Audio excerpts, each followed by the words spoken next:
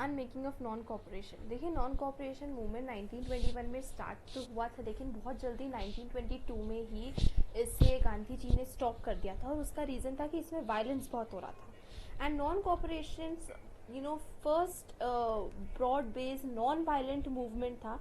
Revolt of 1857 तो बहुत बड़े लेवल पे हुई थी, लेकिन नॉन कॉपरेशन पहला इतना बड़ा मूवमेंट था जिसने पूरी कंट्री को थोड़ा सा मतलब हिला दिया था, ब्रिटिशर्स को भी हल्का सा तो ये एक इम्पॉर्टेंट मूवमेंट है नॉन कॉपरेशन। तो हम थोड़ा सा पढ़ेंगे इसमें कैसे हुआ, क्यों फेल हो गया, इसके कोर्स में क्या हुआ। तो महात्मा गांधी ने 1917 उन्होंने चंपारण में करके, ताकि उनके फ्रीडम मिल जाए, जो क्रॉप्स वो चाहते थे वो करने के लिए। 1918 में गांधी जी तो वो गुजरात में ही 2 जगहों पर उन्होंने सत्याग्रह करे। एक तो अहमदाबाद में, ठीक है, जहाँ पर टेक्सटाइल मिल वर्कर्स को उनकी डिमांड्स पूरी करने के लिए, मिल वर्कर्स के लिए। दूसरी खेड़ा में, जहाँ पे उनको थोड़ा सा टैक्स उनका कम कर दिया जाए, क्योंकि हार्वेस्ट अच्छे से नहीं हो पाया था तो वो रेवेन्यू पे नहीं कर पा रहे थे, तो उसके लिए।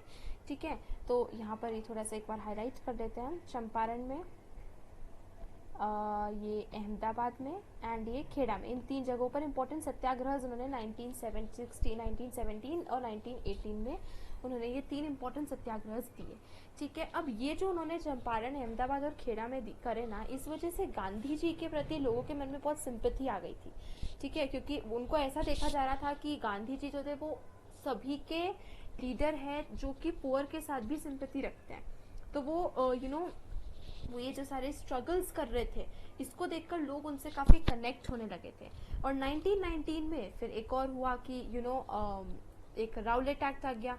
ठीक है, अब देखो जो वॉर हुआ था 1914 से 1918 के बीच में, जो वर्ल्ड वॉर 1 हुआ था, इसमें ब्रिटिश ने क्या करा था कि मतलब इसमें ब्रिटिशर्स ने एक राउलेट एक्ट पास किया था, जिसमें एक तो प्रेस की सेंसरशिप लगा दी कि कोई भी प्रेस में कोई भी न्यूज़ है, कोई प्ले है, एक्ट्स है, सॉन्ग्स है, ये सारी चीज़ें जितनी भी मास मीडिया में जितनी भी चीज़ें जो जिससे मास तक आप पहुंचा सकते हो, वो आपको सबसे पहले तो जो ईस्ट इंडिया कंपनी जो गवर्नमेंट है, उनके परमिशन के बिना आप कुछ भी पब्लिश नहीं कर सकते, कुछ भी मास मीडिया में शो नहीं कर सकते।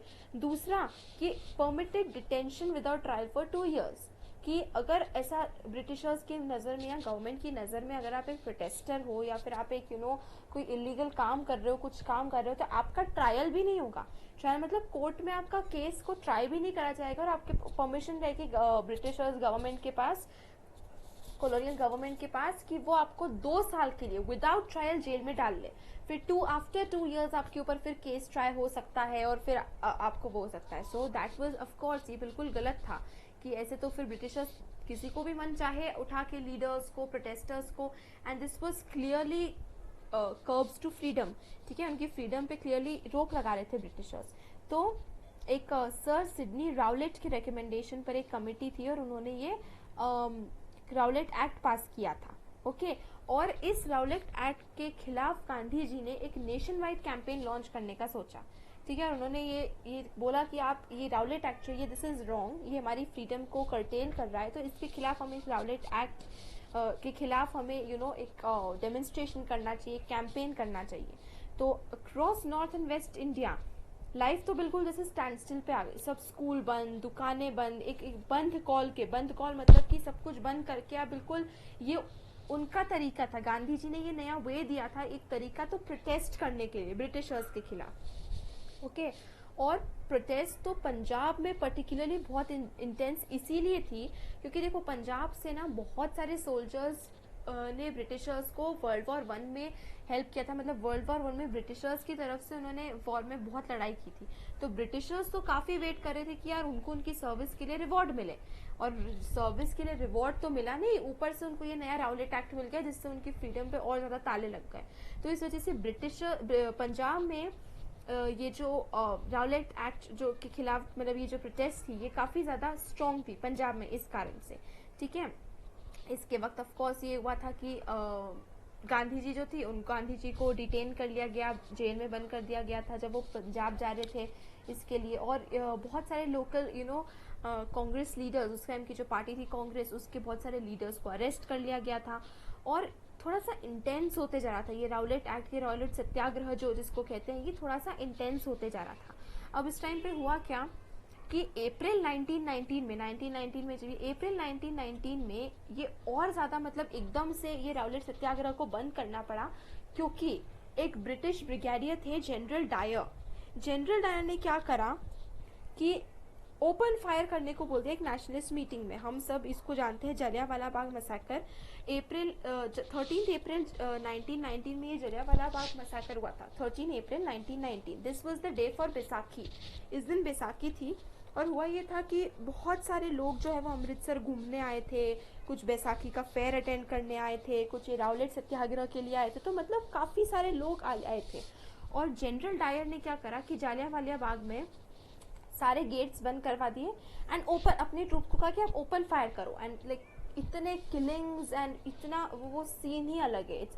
एक इंडियन मूवी है फिलौरी जो कि इसके ऊपर ही बेस्ड है, तो आप देख सकते हो। बट इट वाज मतलब आज भी इतना ड्रेडफुल इसको माना जाता है, इतना हर्टिंग कि इस वजह से लोगों के सेंटिमेंट्स को रियली हर्ट हुआ। और ये राउलेट सत्याग्रह था जिसने गांधी जी को ट्रू नेशनल लीडर बना दिया था। एक नेशनल लेवल पे गांधी जी को इसने इंट्रोड्यूस करवा दिया था लोगों से।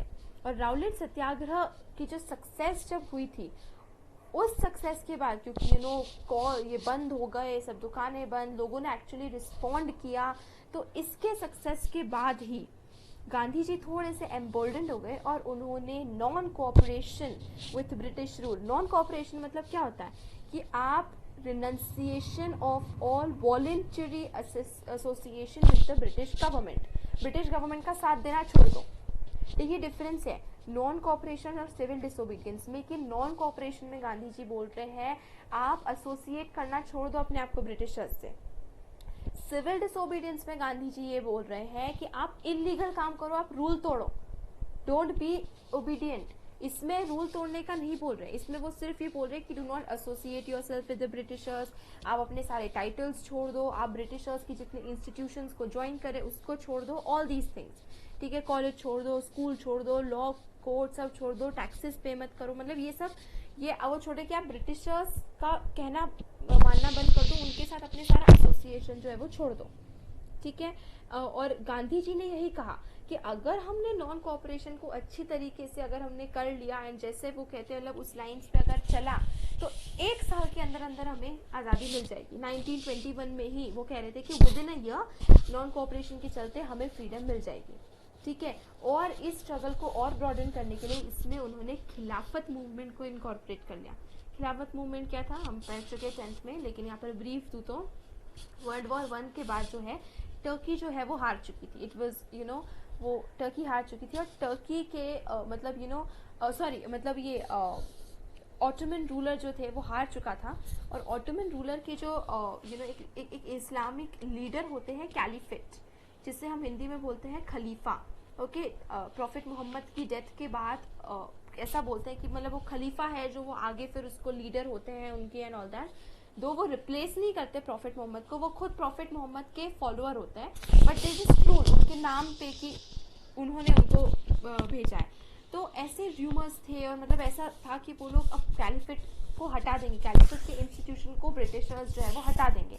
इस वजह से मुस्लिम्स के मन में भी बहुत वो था कि हमारे खलीफा उनके लिए बहुत इंपॉर्टेंट सिंबल होता है इस्लामिज्म के, उनके लीडर होते हैं। तो इस वजह से मोहम्मद अली और शौकत अली दो ऐसे ब्रदर्स थे जिन्होंने एक ये खिलाफत मूवमेंट को वो लीड कर रहे थे इंडिया में। वो बॉम्बे आए थे तो अगेंस्ट द ब्रिटिशर्स।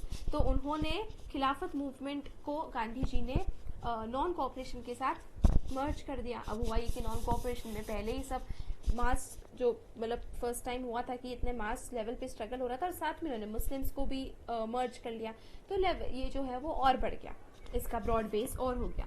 अब गांधी जी को यही लग रहा था कि नॉन कोऑपरेशन को खिलाफत के साथ करने से क्या होगा कि जो बड़े मेजर रिलीजियस कम्युनिटीज हिंदूज और मुस्लिम्स ये साथ में आके इस कॉलोनियल रूल को ख़त्म कर सकते हैं।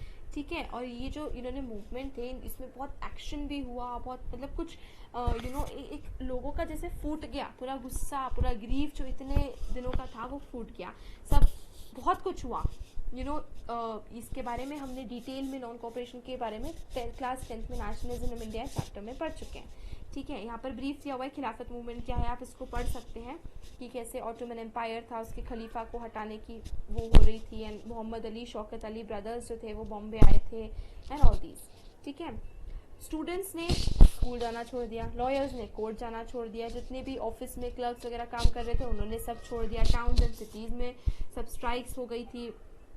ठीक है, 396 स्ट्राइक्स थी 1921 में, और involving 600,000 workers, 6 lakh workers, and a loss of 7 million work days.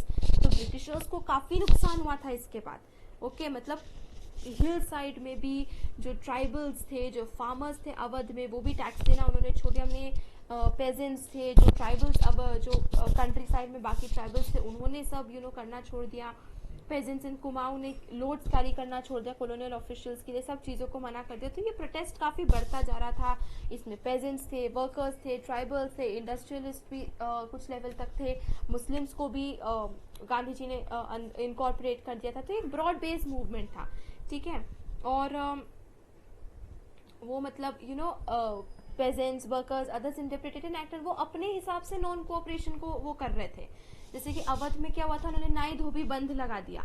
इसका मतलब अवध में पेजेंट्स ने क्या करा, नाई और धोबियों के साथ एक अरेंजमेंट बना लिया और किसान सभाएं सेटअप करी और अरेंजमेंट बना दिया। तो वॉशरमैन और जो नाई होते हैं, जो उनकी सर्विसेज जितने भी लोगों के, जो भी ब्रिटिशर्स थे उनकी सर्विसेज स्टॉप करवा दी।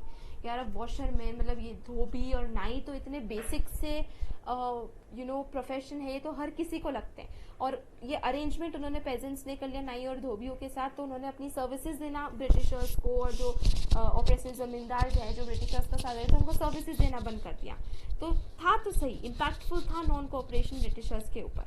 ठीक है, और अमेरिकन बायोग्राफर थे लुई फिशर, इसका क्लास 12th में इंग्लिश का इंडिगो नाम का चैप्टर भी है आपका, लुई फिशर ने ही का ही एक पार्ट है वो। लुई फिशर ने जो लिखा था उसी का एक छोटा सा पार्ट है, उसमें दिया हुआ इंडिगो चैप्टर इंग्लिश के उसमें। तो non cooperation wrote Mahatma Gandhi is American biographer.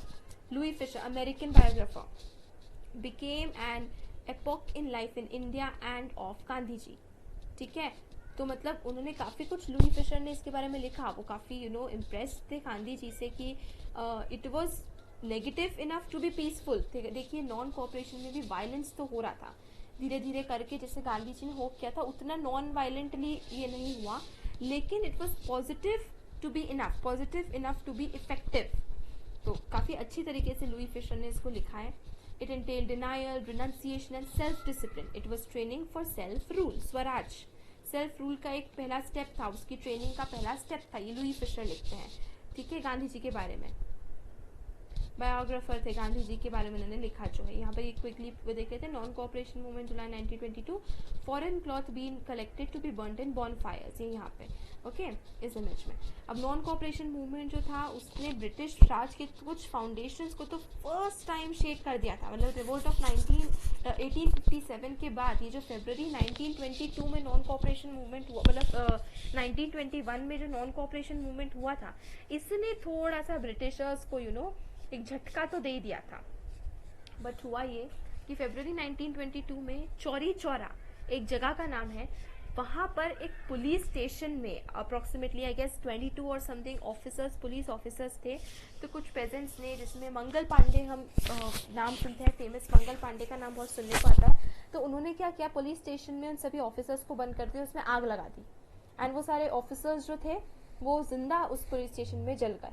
इस वजह से गांधी जी बहुत हर्ट हो गए थे और उन्होंने क्विकली मूवमेंट को कॉल ऑफ कर लिया था, और उन्होंने इंसिस्ट किया no provocation can possibly justify the brutal murder of men who had been rendered defenseless and who had virtually thrown themselves on the mercy of the mob.